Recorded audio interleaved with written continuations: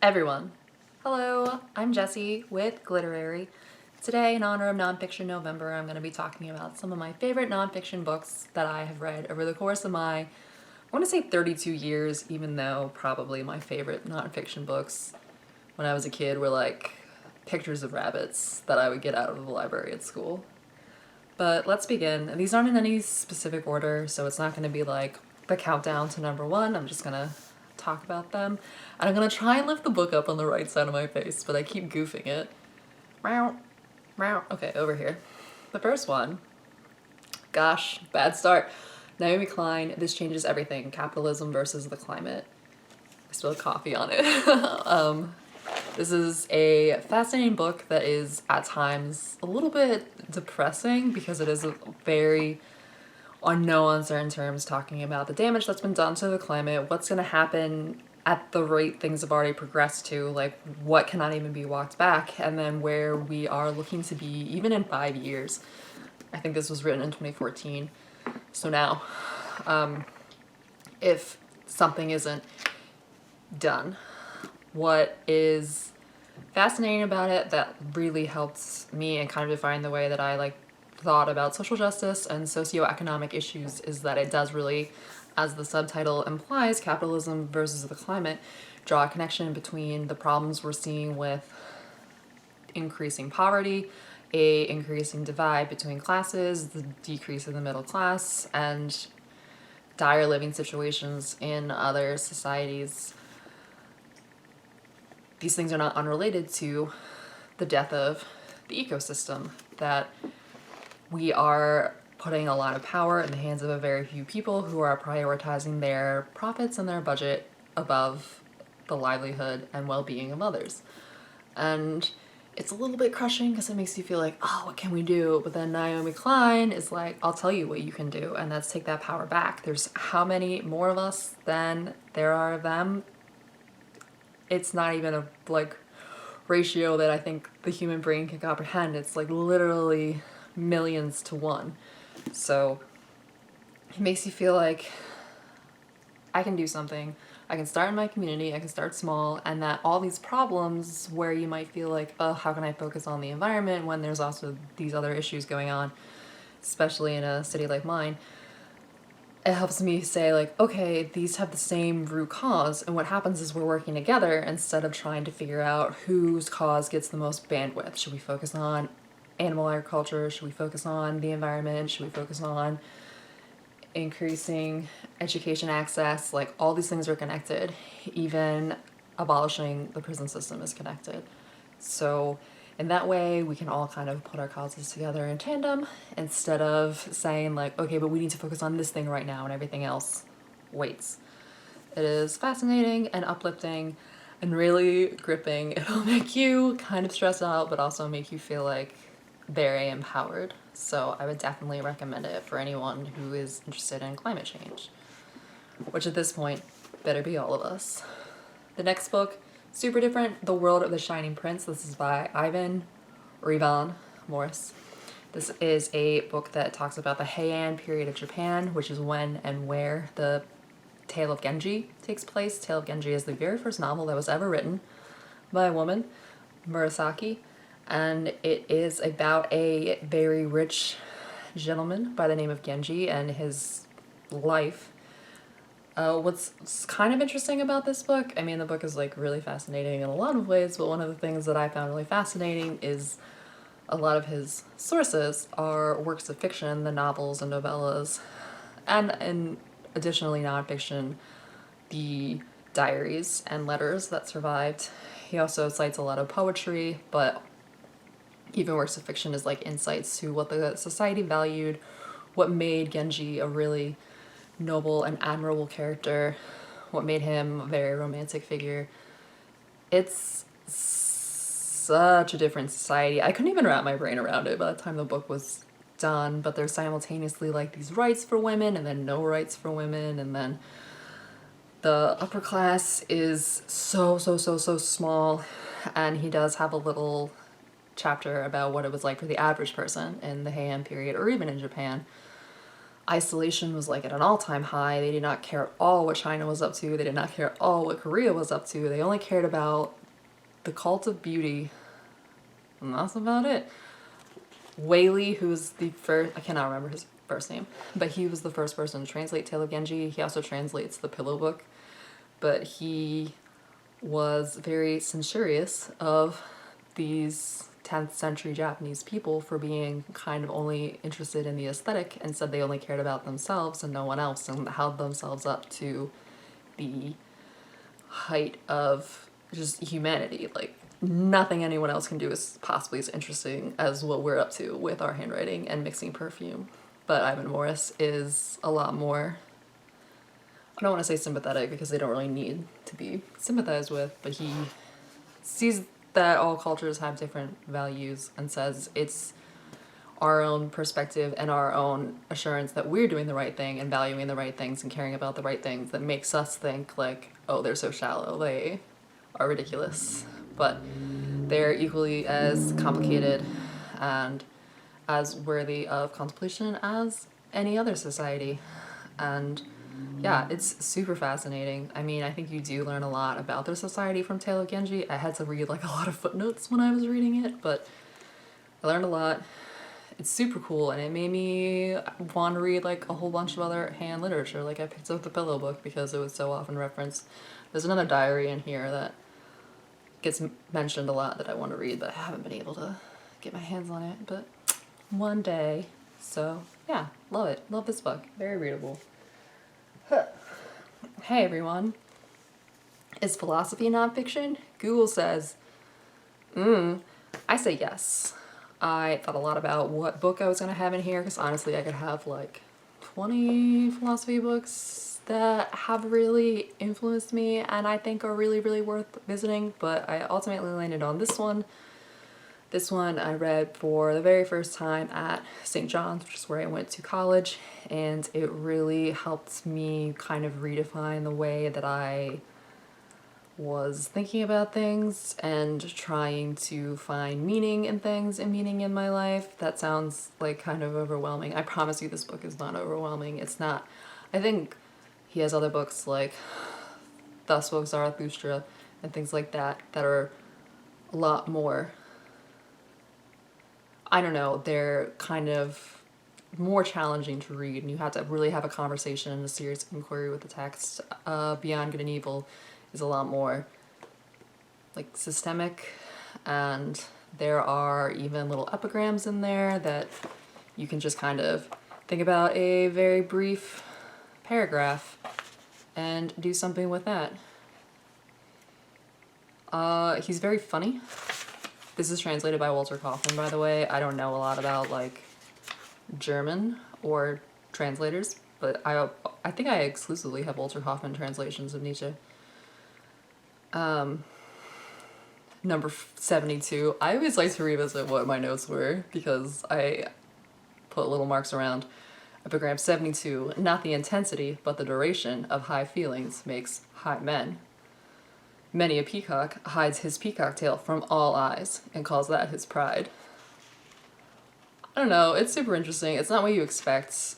A lot of philosophy, as much as a very interesting philosophy is kind of a slog. They might have things that are really worth getting to, like kernels of beauty and interest, but they're not the best writers. I think Nietzsche is a super good writer.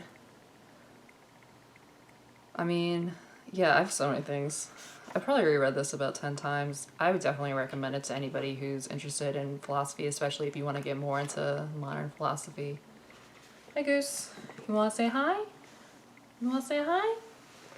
Yeah. Mwah. Mwah. Nonfiction. Goose doesn't like being picked up. Your tail. I guess I'll do these books together. I got Douglas Smith's Rasputin. What's the subtitle is very long. Faith, Power, and the Twilight of the Romanovs. I said in another video that I went through a Romanov phase and I was just very obsessed with them, and I think that you cannot be obsessed with the Romanovs and not also kind of develop an obsession with Rasputin. He's just such a weird dude who's shrouded in so many legends. There's the idea that he was unkillable, that there were so many assassination attempts on his life that just didn't work and really should have worked. this idea that he was like leading a kind of sex cult and just a lot. Douglas Smith is one of the historians that, if you have seen the documentary The Last Tsar, documentary is not exactly the right word because it's spliced with like reenactments of things, like dramatized reenactments, and then it'll be like a semi-pornographic scene, and then it'll be like cut to very serious historian saying something about the economy or something about the war. Douglas Smith, okay, so I saw the documentary before I read this book. Douglas Smith doesn't like co-sign the majority of what was portrayed in the reenactments, and it's definitely implied by the way that documentary is cut together that he does. It'll be like scene of Rasputin acting a fool, whipping out his dick and peeing in a pot or something, and that is mentioned in here, and he says there's no reason to think it happened, that like this was a time where criticisms of the Tsar and of the whole cult of spiritualism that was really, really an obsession for the majority of nobility led to a lot of rumors that were really unsubstantiated, and it did not take much for something to get just kind of considered to be fact. And there's no reason to think that the Christie was even a sex cult, because so much was the negative belief towards anything that wasn't Orthodox Russian Christianity, was that like, yeah, you may as well be in a sex cult. Like, it was easy to just, in the same way that anyone who seems untoward or different in New England in the 1690s is a witch. It's based on nothing. So, at Douglas Smith, what do you think about this documentary and your participation in it? I want to know. Maybe you have a Twitter. Tail again. Maybe you have a Twitter. Maybe you'll do another documentary where you're like, all of this was baloney, but I want to know. Anyway, that was a tangent. Super cool. Rasputin is fascinating. He does a really good job of mixing the man and the myth, because the way he was, believed to be had a big impression of just how things were, because he was such an important figure at that time that, like, if everybody in Russia believes you're in a sex cult and you're sleeping with the Tsarina and you need to be killed, like, then it's gonna happen. So perception is reality for a lot of people. The biography I just finished, Red Princess, one of the quotes in it, and I'm gonna butcher this, and I am sorry, but it says that there are as many true stories of a person's life as there are witnesses to it, and few lives have been more witnessed than Rasputin's. Smith has access to a lot of letters that were just recently released. They were like suppressed during the Soviet time, so he has like first-hand texts and diaries that previous biographers didn't have, so it's a lot more of a clear picture of what was going on. And it's interesting because, like, everyone's lying. It feels like Rasputin's lying to himself, but maybe he's not. Maybe he's high on his own supply. It's unclear. It seems like at times he's just kind of like the mentalist. Like, he's very good at doing cold reads, and sometimes it seems like he's a con man. Sometimes it seems like, no, he really believes this. So, an interesting person. I feel like I learned a lot about humanity just reading this book. I love it. I would recommend it to anyone. I think it's really easy to be interested in Rasputin just because his life is so crazy bananas. Let's do another Russian. I didn't mean to have 2 Russian biographies, but here we go. So Robert K. Massey, Catherine the Great. Massey's written a ton of biographies about key Russian figures. I think this is the last one he ever wrote. It's the first one I ever read, if that's of interest to anyone. Probably not. But it is crazy. I mean, I think similarly to Rasputin, Catherine the Great is somebody, A, very defined by, like, what we think of as her sexuality in the same way that Rasputin is. And B, she's so easy to mythologize, similarly to Rasputin, that it's easy to overlook, like, her human side, that she was also very vulnerable and quite a complicated individual. I would describe, there are times when this book feels like you're reading like a juicy novel, getting all the dirt, and then also it's still very academic and explaining what is going on and what's leading towards the etc., you know, the political side, what the Polish Diet is, which I had to further look up because I don't know anything about Polish history. Sorry, Poland. I'm gonna learn more. I promise. Yeah, she's fascinating. It's interesting how people can hold such contradictory beliefs. Like, she was very, like, pro-enlightenment and pro-humanism, but also like, oh, well, we need serfs.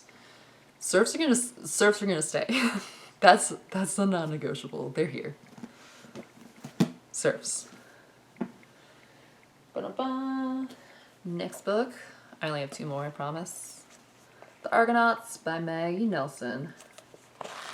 Maggie Nelson is just extraordinary. I don't even know how to describe like the way I feel when I'm reading her work. So this is a memoir of her becoming a mother and her relationship to her own queerness, and sometimes she feels like, is she living this very heteronormative lifestyle with her partner who is identifying as male, and his partner from a previous relationship, his child from a previous relationship, and then the baby that she has. It's also exploring like her sexuality and what it means to be a sexual being, but also be a mother, which is typically like you're supposed to leave that behind you when you become a mom, at least publicly. But she's like really trying to embrace it and bring it with her. She looks at her life through the lens of like Judith Butler and Roland Barthes and some more obscure, I mean there's Lacan, but then some more obscure like child behavioral psychologists that I'm not super familiar with, Wittgenstein. But then she also looks at these thoughts like through the lens of her life. So she's doing this dual, like, what does it mean for these, in a lot of cases, straight men to be thinking about things the way that they're thinking about it? What am I meant to take away from it, and how does that actually like stack up to what my life is? That makes it sound maybe a little bit intimidating, but I promise it's very readable and like very accessible, and you can easily kind of just like read it and knock it out maybe a day, or you could spend like a whole afternoon in a page and get so much out of it. It is absolutely beautiful. She is so smart and so great, and I cannot praise her enough. This is a reference to the famous paradox where as the Argo, the ship, continues on its way, it gets replaced as it breaks. Like, boards are replaced by new boards. And at some point, it is fully new material that has nothing to do with what it was when it was first built and christened as the Argo. Is it the same? And that's kind of not overtly the case, but definitely like an underneath presence as she's going through her life, like to figure out like who she is, because her role changes so much, the way she looks at things changes so much. Is she like getting to the true her? Is she moving away from the true her? Is she many different things? Is she just a traveler?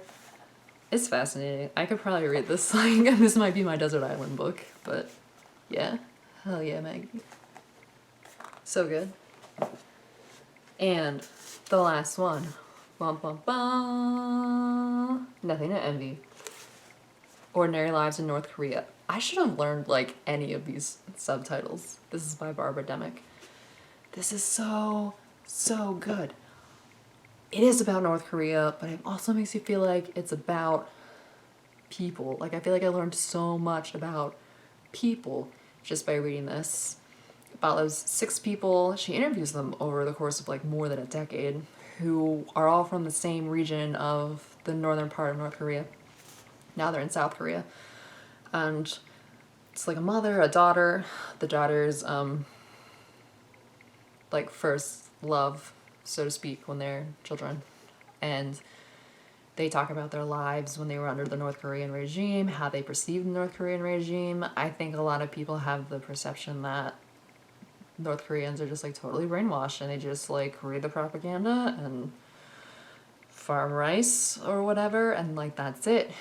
And this is so much to be like, actually, they were people with hopes and dreams and little failures and successes, and yes, they were completely in a system that was trying to crush them with famine, with making it so that, like, it's a cool thing to do to inform on your family, it's a cool thing to do to, like, turn people over and put them in the gulag. But still, these relationships prevail in some cases. Yeah, it's so fascinating. They talk about, like, the average South Korean wanting or not wanting to reunify with North Korea, and how it's, on one hand, you're like, yeah, this is a monstrous abuse of human rights, but also, like, so South Koreans want to absorb the economic impact of having to reunify, because that's going to be something, and for the most part, no, they don't. And then how do the North Koreans feel once they're in South Korea? Because especially the mother chose to go to North Korea because she was so into the Communist Party and really believed in what was being presented. And up until she pretty much is, like, tricked into escaping, has no interest in escaping despite the famine. It is so interesting to see how she behaves and acts and thinks and talks and what she does when she gets to South Korea, because you would think she would be like, these shallow bitches, but instead she shows up to one of the interviews with Demick, and she's like, oh, I got the surgery to get my eyes done. And I remember just being so surprised by that. I thought, like, never in a million years. So it's crazy how kind of pliable people are, but then obviously they never grow out of some of the traumas that they endured. It's really fascinating. It's not just, like, a depressing look at a bunch of people suffering. It is, like, about them and about, like, their lives. And yes, it does entail quite a bit of suffering, but also, like, who they are as people and what it means for them to want or believe or do things. So it's very respectful, at times very beautiful. It reads like prose. A lot of times I think people are down on nonfiction because they feel like it's going to be like reading a very dry textbook. And there are nonfiction books like that where you're like, oh, this is an interesting topic, but this person is not a writer.